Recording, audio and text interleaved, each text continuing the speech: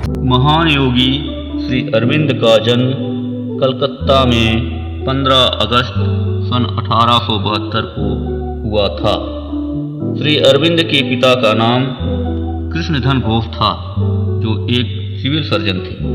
कृष्णधन घोष भारतीय संस्कृति को पसंद नहीं करते थे, इसलिए उन्होंने अपने बच्चों को अंग्रेजी वातावरण में ही रखा। श्री अरविंद की माता का नाम स्वर्णलता देवी था। 12 वर्ष तक दार्जिलिंग में एक अंग्रेजी स्कूल में पढ़कर 1889 में श्री अरविंद इंग्लैंड चले गए। वहां पर वे अंग्रेजी वातावरण में ही रखे गए।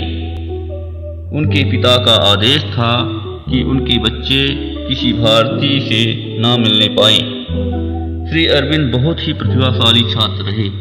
वहां पर ICS की परीक्षा में भी बैठे, परंतु घुड़सवारी न आने के कारण वे इसमें सफल न हो सके। 14 वर्ष बाद भारत आकर इन्होंने महाराजा बड़ौदा के यहाँ नौकरी कर ली। जब वे भारत आए तो उन्हें ऐसा अनुभव हुआ कि एक महान ज्योति उनके हृदय के अंदर प्रवेश कर गई। भारत का एक दिव्य आध्यात्मिक रूप उनकी आंखों के सामने खड़ा हो गया, जिससे उन्हें जीवन में शक्ति तथा मन को शांति मिली और दिव्य अनुभूति हुई। उस संस्कृति को जानना चाहिए, ऐसी जिज्ञासा हुई। अब उनके मन में अध्यात्मवाद के लिए जिज्ञासा उत्पन्न होने लगी। अप्रैल सन 1901 में श्री अरविंद का मृणालिनी देवी नामक सुंदर कन्या से विवाह हुआ। भारत आने के बाद उन्होंने देश की आज़ादी के लिए बहुत कार्य किए। वे स्वतंत्रता संग्राम के अग्रणी बनकर रहे। देश को गुलामी से मुक्त कराना उनका मुख्य उद्देश्य हो गया था। इतना सब करते हुए भी वे अध्ययन करते रहते थे और धार्मिक ग्रंथों को पढ़ते रहते थे। सन 1903 में श्री अरविंद काशी गए। वहाँ सुलेमान नामक स्थान पर शंकराचार्य नामक पहाड़ी पर उन्हें अनंत ब्रह्म की अनुभूति हुई। इस घटना से सिद्ध होता है कि श्री अरविंद का आध्यात्मिक विकास स्वतः ही हुआ था। उनके पुनर्जन्म के संस्कार भी आध्यात्मिकता के ही थे। 1904 में भी वे योगाभ्यास करते रहे। 1908 में बड़ौदा में श्री अरविंद की भेंट विष्णु भास्कर लेले नामक महाराष्ट्रीयन योगी से हुआ। लेले की शिक्षा के अनुसार श्री अरविंद अपने मन को शांत करने में सफल हुए और देश काल की सीमा से परे ब्रह्म की अनुभूति हुई। 5 मई सन 1908 को श्री अरविंद को विद्रोही रूप में अंग्रेजों ने पकड़ लिया और इन्हें अलीपुर जेल में बंद कर दिया। वहां पर वे 6 मई 1909 तक रहे।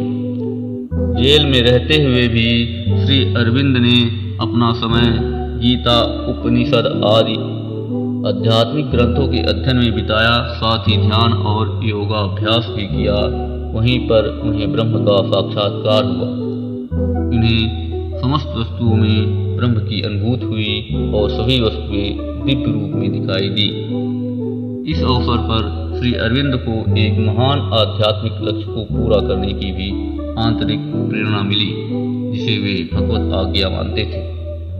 अलीपुर जेल से छूटने के पश्चात श्री अरविंद ने अपने जीवन को आध्यात्मिक लक्ष्य की ओर लगाना प्रारंभ कर दिया और धीरे धीरे राजनीतिक जीवन से दूर हटते चले गए।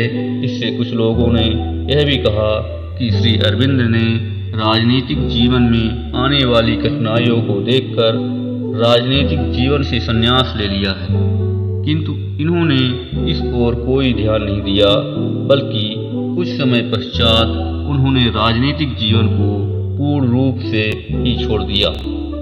31 मार्च सन 1910 को श्री अरविंद कलकत्ता से चंद्रनगर आए और अंग्रेजों के कुचक्र से बचने के लिए वहां से गुप्त रूप से 1 अप्रैल 1910 को पांडिचेरी आ गए और पूर्ण रूप से योग साधना में संलग्न हो गए। 29 मार्च 1914 को श्री माँ श्री अरविंद से पहली बार मिली थी।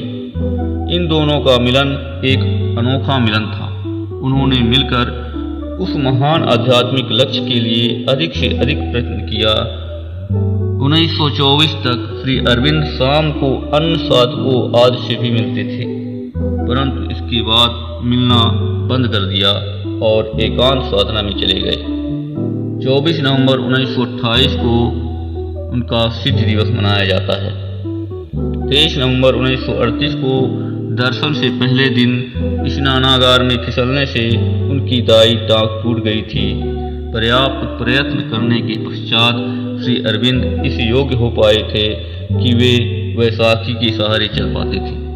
इस दुर्घटना के कुछ दिनों तक उनका कार्य बंद रहा, परंतु स्थिति सामान्य होने पर श्री अरविंद अपने कार्य में पुनः रत हो गए। अपने साधना कक्ष में ही वे विश्व की होने वाली अनेक घटनाओं पर भी दृष्टिपात किया करते थे। वे जीवन भर परमार्थ के लिए कार्य करते रहे। 5 दिसंबर 1950 को रात के 1:10 पर अपने महान लक्ष्य के लिए प्रयत्नशील रहते हुए श्री अरविंद ने समाधि ले ली। कई पुस्तकें भी लिखी। The mother, letters on yoga, Savitri, योग समन्वय, दिव्य जीवन, फ्यूचर पोएट्री, योगिक साधन, वंदे मातरम, कारा कहानी, धर्म और राष्ट्रीयता, अरविंद के पत्र आदि।